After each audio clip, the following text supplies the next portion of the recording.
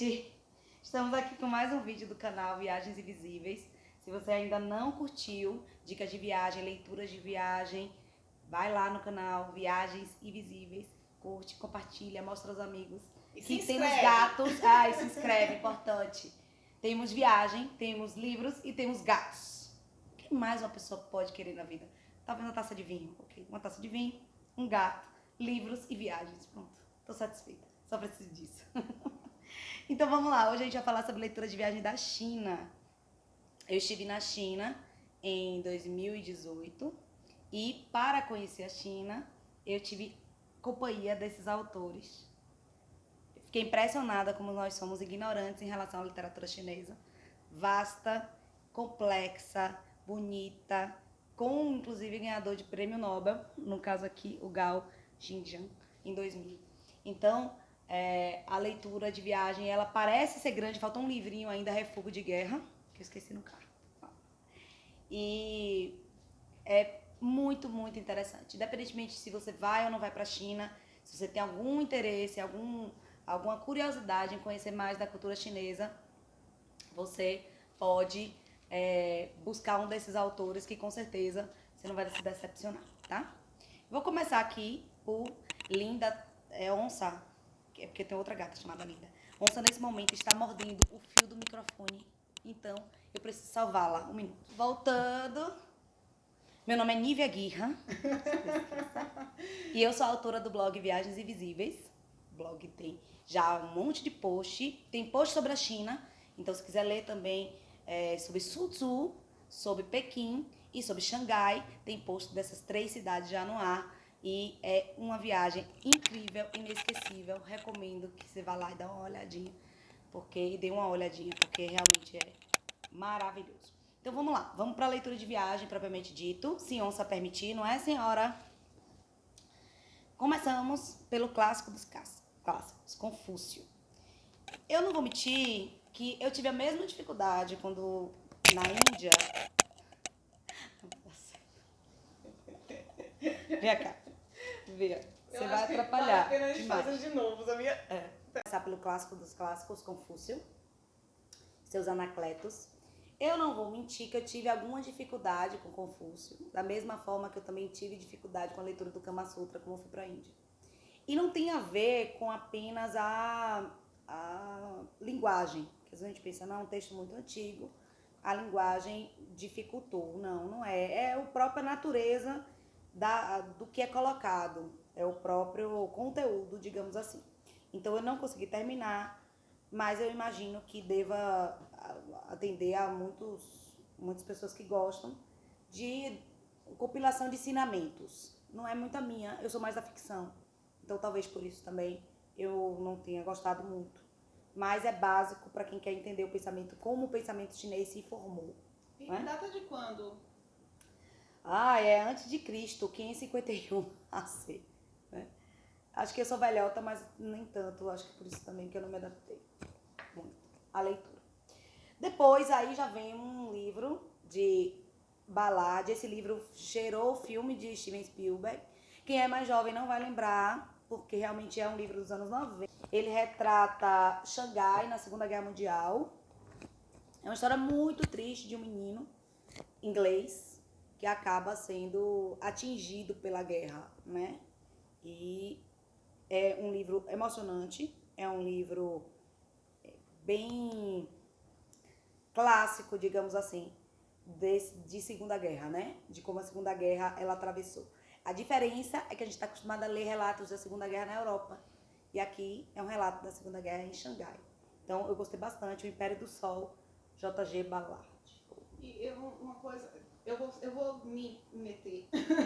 Professora de literatura, pode se meter. Rose, do canal Só Português. Não, mais do que isso, é porque me inspira algumas conversas da época da faculdade. Para quem não sabe, Nívia fez Direito e Letras.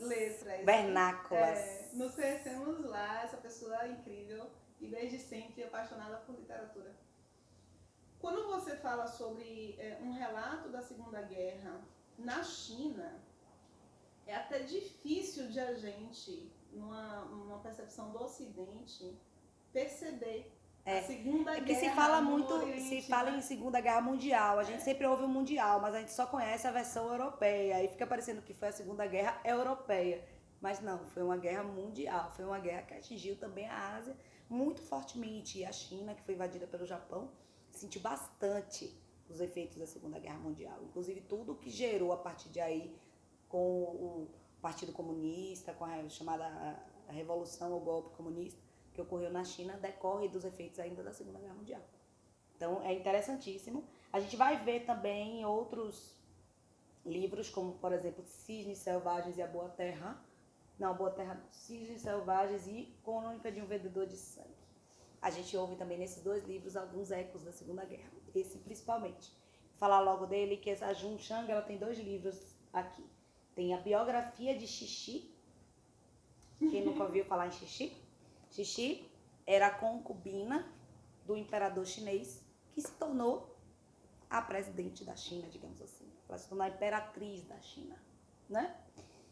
E a gente tem uma ideia de concubina diferente do que é realmente a concubina na China. Concubinas eram mulheres que viviam na cidade imperial. Concubinas eram mulheres que serviam ao imperador, que tinham certo poder dentro do império. Então não eram mulheres como a gente normalmente faz uma analogia a amantes de uma forma pejorativa, não. Elas eram mulheres que faziam parte de uma estrutura social aceita durante anos e anos e anos, tratadas como algo comum, algo natural e esperado de um imperador ter seu harém com suas concubinas. E essas concubinas, elas tinham um papel importante no Estado, mas não papel político. As mulheres não podiam ter papel político. E Xixi foi a primeira a ter efetivamente um papel político e ela foi imprescindível para as mudanças políticas, econômicas, estruturais da China, para fazer a China entrar na modernidade no início do século XIX. Então é uma narrativa no final do século sobre XIX, uma construção histórica social da China do início do século XIX e escrita, acho que anos 2000? Esse livro, a autora é de 1952, né? Ela é chinesa, Jun Chang, mas ela mora na Inglaterra, ela mora em Londres, e ela, por conta desse livro, Cisnes Selvagens, que a gente vai falar rapidinho, ela foi execrada, o livro foi proibido, foi queimado na China, e ela também escreveu a biografia de Xixi. Os dois livros são excepcionais. Eu sempre, na minha escolha, busco autores e autoras, porque a gente precisa também conhecer nossa versão da história, né? Nossa versão da literatura. Então, a Jun Chang é imprescindível. Se tem alguma curiosidade sobre cultura chinesa, se tem alguma curiosidade sobre a história da China, leia Jun Chang. Muito, muito bom. Essa eu ainda não terminei de ler. Eu já tenho um ano que eu voltei da China, mas ainda não terminei de ler, porque ele fica como livro de cabeceira.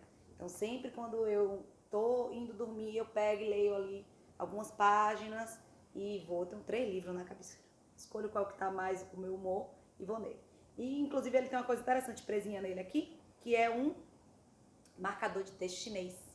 Você compra isso aqui em qualquer loja de quinquilharia na China, de papelaria, os chineses amam papelaria. Talvez porque eles dão muito valor à caligrafia, então por isso você tem canetas e canetas, canetas tinteiro, canetas com a ponta muito fininha para fazer aquelas letras, os ideogramas chineses maravilhosos. E também temos clipes, uma enormidade de clipes de todos os formatos. E dentre as coisas que eu julguei, a melhor lembrancinha de viagem estão os marcadores de texto. São lindos. Tem cada formato. Isso aqui é inspirado na porcelana chinesa. E você vai ter diversos outros formatos, em formato de jarros chinês, etc. Chega Baratinho. Pra gente ver melhor. Baratinho. E você pode trazer como lembrancinha de viagem, traz logo um saco. E sai distribuindo, incentivando a leitura para as pessoas marcarem o livro. É super prático e bonito. Eu me arrependi porque só trouxe 3. Eu não sou muito de comprar quando eu viajo. E aí depois o arrependimento baixa. Mas aí não tem problema, voltarei à China. E aí eu vou trazer um saco desse marcador de texto. Então, a biografia de Xixi, a Imperatriz de Ferro, de Jun Chang, é excelente leitura para conhecer os costumes da China antiga, da China pré-revolução comunista, o golpe comunista, de Mao Tse Tung. Então, se você quiser saber os alicerces que fez com que a China chegasse ao que ela é hoje, imprescindível é você ler A Imperatriz de Ferro. Excelente. E, seguindo com a mesma autora, também Cisne Selvagem. Com esse livro, ela, como eu disse, ela foi não vou dizer condenada, mas execrada pelo Partido Comunista Chinês. Os livros dela são proibidos na China. E ela conta, na verdade, a saga da família dela. E eu adoro esse tipo de ponto de vista.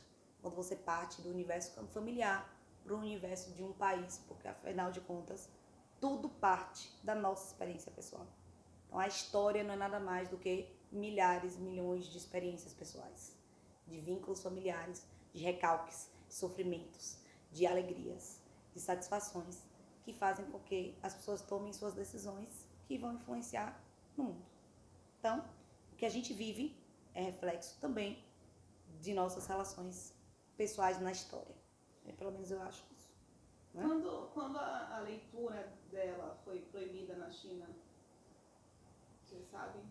Eu não sei. Esse livro aqui, ele é de 2002, eu acredito. Não, é mais novo, mais antigo, ele é de 91. 2002 é esse, da Imperatriz de Ferro. Foi logo depois da publicação. Ele trouxe uma comoção geral na China, né? Logo após a queda do Muro de Berlim, você começa a ter uma contestação da Guerra Fria, né? Do fim desse embate Oriente-Ocidente, o fim desse embate capitalismo versus comunismo, que a gente sabe muito bem que não acabou, que talvez nunca acabe. E em 91 teve a publicação e logo nisso ela foi, logo em seguida, condenada, o livro foi proibido, foi queimado e você hoje consegue ler apenas de forma ilegal. O que também não é diferente do nosso conceito um pouco, que no Brasil nem tanto, mas principalmente na Europa, dessa ideia de legal e ilegal. Porque, por exemplo, você não pode acessar o Google na China, mas todo mundo acessa. Você não pode acessar o Instagram, mas todo mundo acessa. Se utiliza VPN. Então, da mesma forma, você também não poderia ler Junshang, mas você consegue ler Junshang, porque você consegue comprar no Mercado Negro, digamos assim. Você, na escolha desses gêneros textuais, você não explora somente ficção. Mas eu prefiro ficção. Mas é boa leitura, né? Porque é boa leitura. História também é um tipo de ficção. Não tenha dúvida. Sempre é tudo ficção, né? Na verdade, tudo acaba na ficção, né? Tudo acaba na ficção. Mas eu realmente prefiro a ficção mais tradicional, digamos assim. Eu leio história. Eu sempre gosto de separar pelo menos um livro de história, né? No caso aqui eu escolhi a biografia de Xixi, mas, por exemplo, em Cuba eu escolhi a História da Revolução Cubana, de Chomsky. Então eu sempre gosto de escolher um livro de história, tá? Mas eu escolhi um livro de história e um monte de livro de ficção, porque eu acho que a ficção também retrata muito bem o momento histórico e, ao mesmo tempo, traz outras satisfações que a história não traz. Uma satisfação de imaginação, de criatividade, de beleza, que a história às vezes não traz, mas traz. Eu até tive lampejos de tudo isso nessa biografia de Xixi, mas é raro. Normalmente a história ela é mais técnica. Então, um livro espetacular. Na Quebrando. Sua lista, ele já é o quarto espetacular e você falou sobre 5 livros. E quase todos estão encaixados. Não, vamos lá, mas tem uma diferença. Junshang é para quem quer realmente conhecer cultura chinesa, tá? O Império do Sol é um livro comovente, mas Crônica de um Vendedor de Sangue é um livro que pode estar na sua lista de favoritos sempre. Entendeu a diferença? Uhum. Quebra o seu paradigma em relação a absolutamente tudo. Em relação à pobreza, em relação à necessidade, em relação à honra, em relação à vida familiar. Então, Crônica de um Vendedor de Sangue é o tipo de livro que pode mudar seu modo de ver o mundo e poucos livros têm essa capacidade, né? De entrar tão fundo na sua alma que faz você pensar que você é outra pessoa depois que você leu aquele livro. Uma parte de você ficou dentro daquele livro e uma parte daquele livro ficou dentro de você. Então, esse livro, se assim, nível de todos os livros que você leu para ir à China, qual é o livro que você quer salvar da fogueira? Eu salvaria a Crônica de um Vendedor de Sangue. Tá? De Hu Hua. Tá?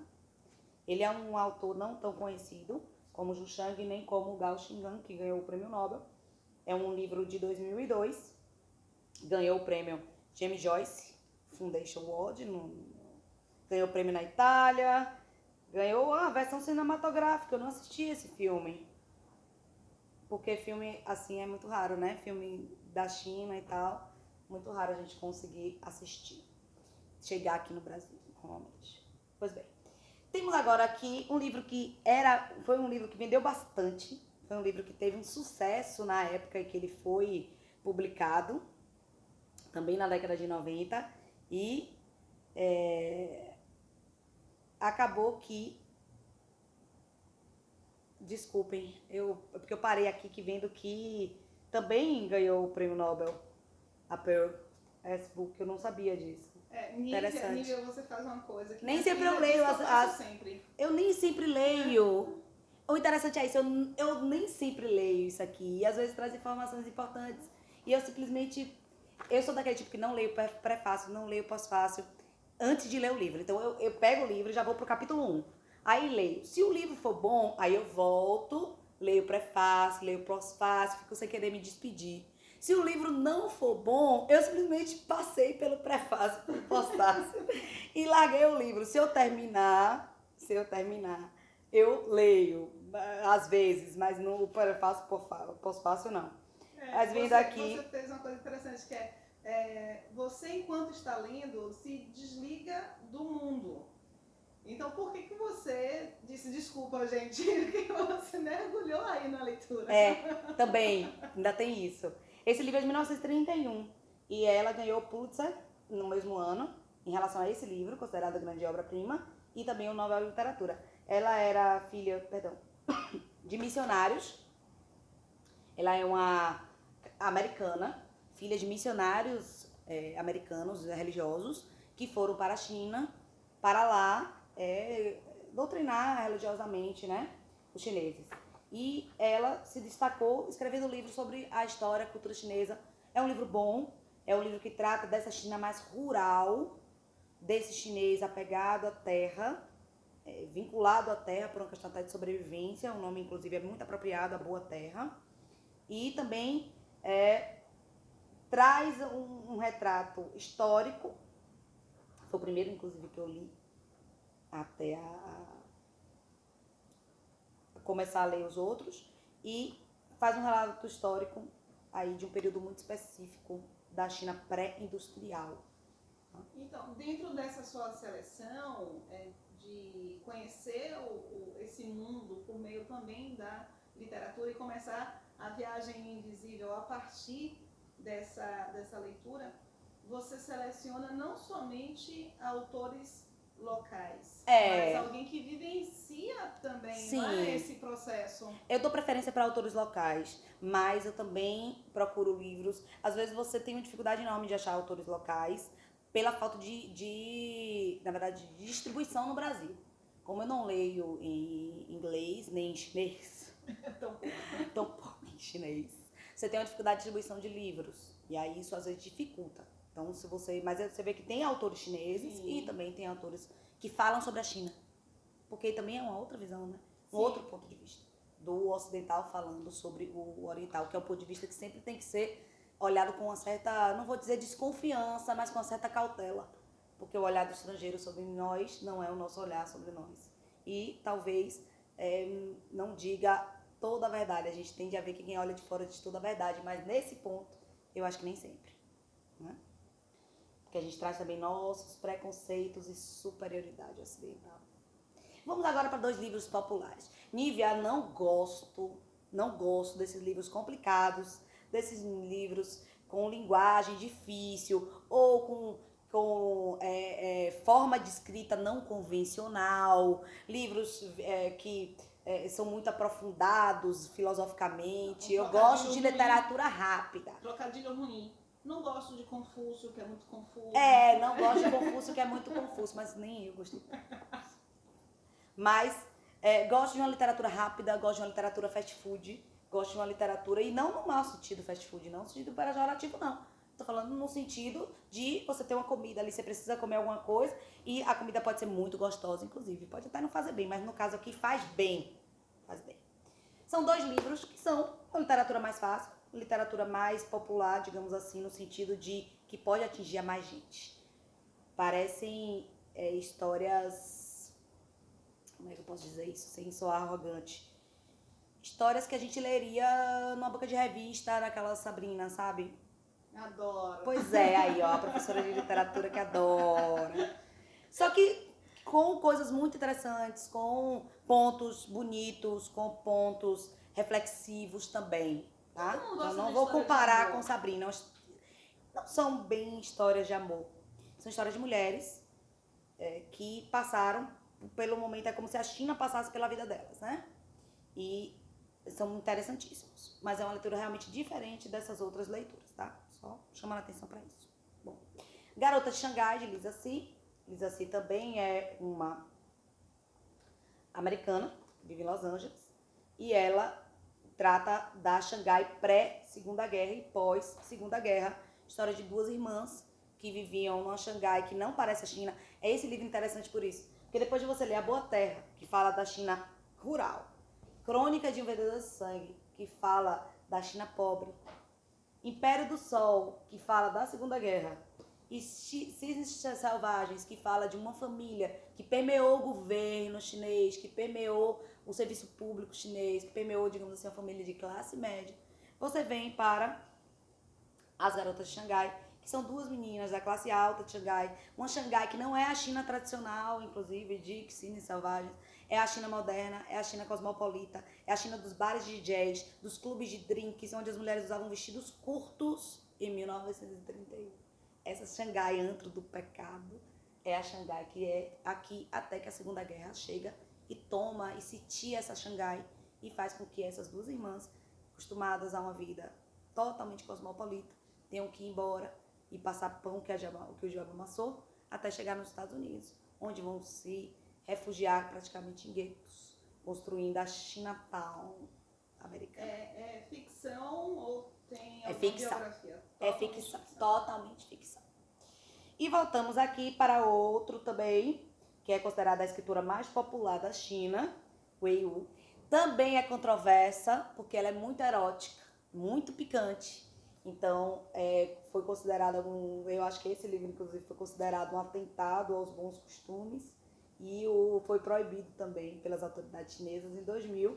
40 mil exemplares foram queimados em praça pública desse livro. A capa Mas original, essa os aí, chineses, eu não sei se essa é a capa original, mas talvez se for, foi queimada só por isso, né?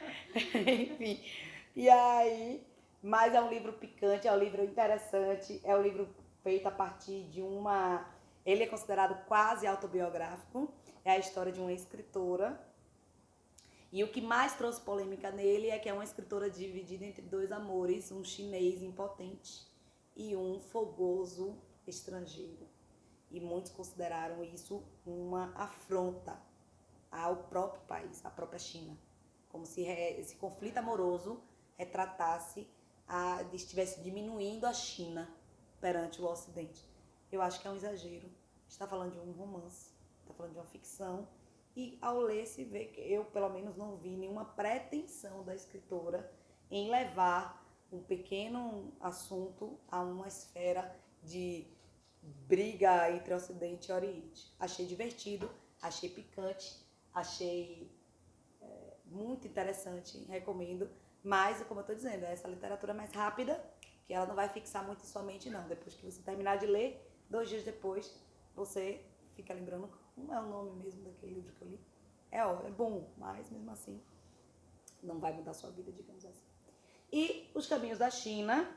Esse foi um livro que eu não terminei, era outro livro de história. Um livro sobre de um repórter do Washington Post. Eu, na verdade, não me adentrei nele ainda vou ler, pretendo, em breve. É o único que ficou praticamente intocável. Eu comecei a ler, mas li muito pouco, não pode dizer que eu li, mas ele é um livro sobre 5 estudantes da Revolução Cultural até os dias de hoje e pretendo ler e depois eu digo pra vocês o que eu achei. Você levou quanto tempo na China? Eu levei 15 dias na China. Fizemos 3 cidades, Pequim, Xangai e Suzhou. Foi essa viagem que você levou mais de um dia? A China, você não consegue sair do Brasil e chegar na China com menos de um dia. Né? São 13 horas de voo. São Paulo, a gente fez São Paulo, Toronto, e depois Toronto, Pequim. E voltamos. Pequim, Xangai, Montreal e Montreal, Toronto, Toronto, São Paulo. Dá mais de, no total, contando Salvador ainda, dá mais de 20, quase 30 horas de voo. Isso sem contar com o tempo de aeroporto, só São voo mesmo. 13, 10, 2 mais ou menos. Dá uns 26, 28 horas de dentro do avião, digamos assim. O mais interessante, inclusive, falando sobre isso, é o retorno. Porque vocês já ouviram a expressão, a terra onde o sol nunca se põe. É porque quando você sai da China e volta, você normalmente não vê noite. Então você consegue passar 13 horas no avião e sempre ser dia, não anoitece, por conta do fuso horário. Então você sai da rotação da Terra, né? Sim. A gente saiu 4 horas da tarde, o sol estava se pondo e a gente chegou no Canadá com o sol se pondo no mesmo dia. Interessantíssimo. Isso é onça, viu, gente? Tocando terror aqui em casa. Querendo brincar com o lustre. E o último livro, tijolão, Calvino, inclusive, dizia, né, que o conto era o livro do futuro. Era o estilo do futuro. Porque as pessoas não têm mais tempo de ficar parando muitos dias da sua vida para ler livros desse tamanho. E, de certa forma, eu concordo, mas eu também concordo que grandes obras-primas, às vezes, precisam de um tempo maior, precisam de uma dedicação efetiva, precisam de um pouco de sofrimento. Então, esse livro, ele exige isso de você. Exige que você, embora a leitura não seja difícil, ele é uma grande obra-prima da história chinesa. E, por isso, ele necessita desse tamanho. Não acho que mereça corte, não. Acho que o tamanho é ideal, na minha humildíssima opinião, que não conta nada pra nada, mas enfim, a gente fala, senão a gente não ia fazer vídeo, né? Então é isso, eu recomendo também, ele foi o primeiro chinês a receber o prêmio Nobel, e então vale a pena ler A Montanha da Alma, um filme lírico, um livro lírico. Esse livro é de o prêmio Nobel foi de 2000, esse livro é dos anos 80. Mas aqui não tem um ano exato. A outra autora é de 2002, né? A outra que ganhou o prêmio Nobel. Não, 1931. Ela ganhou o Nobel em 31? 38. 38. 31 ela ganhou o Pulitzer. Ok? Bom, é o que temos para hoje de leituras de viagem da China. Um país incrível, um país diferente, um país que nos faz questionar nossas ideias sobre modo de viver. A gente às vezes acha que o modo que a gente vive é o único modo possível de se viver. Não é. As pessoas vivem de modo muito diferente e a China nos mostra isso quando a gente conhece. Então, se você não tem condição de ir à China agora, comece a ver esse novo modo de vida através da literatura do país. Juro que você vai se surpreender. Vai fazer com que alguns desses autores se tornem um dos seus favoritos. E a gente conhece um pouco mais do mundo assim também. Tem post, né? Tem post, vai ter post sim. Ainda não está publicado o post de leituras viagem da China, mas quando esse vídeo sair, vai já ter postzinho para poder também ler trechinhos, ver qual se identifica mais. Às vezes, não quero ler 3, 6, 7, 8, 9, 10 livros, mas eu quero ler um. Então eu vou escolher como. Dá uma olhadinha no post, lá tem trechos, você vê qual que você se identifica mais e aí parte para a leitura. Nessas viagens invisíveis não vale a pena somente ler, você tem que ler, recomendar. Exato. Ler, recomendar. Se tem mais algum amigo que curte literatura, que gosta também de viajar, que quer unir as duas coisas, o lugar é aqui. Tá? Quais são os posts que você já tem disponíveis? Tem muitos posts sobre leitura de viagem. A gente tem em México, a gente tem em Cuba, a gente tem em Áustria, tem... O que mais tem no... É porque... O que acontece? A gente vai publicando, né? E vai... Pronto, publicou, acabou, já foi. Não vai, volta. Principalmente que esse tipo de post de leitura de viagem você não precisa atualizar. Aleluia, Senhor! Porque post de viagem, não, você tem que atualizar valores de ingresso, às vezes um lugar fecha, outro abre, você tem que sempre atualizar. Mas leitura de viagem nunca envelhece, leitura de viagem nunca fica passada. Leitura sempre está viva e atual. Então eu não preciso atualizar. Mas eu sei que tem México, tem Cuba, tem Áustria, tem... que mais? agora vai ter China. E vamos ter outros, né? Vamos ter Outros vários vídeos de né? leitura de viagem, incentivando aí o pessoal a ler e correr o mundo. Até mais, gente. Curta o canal, curta o canal.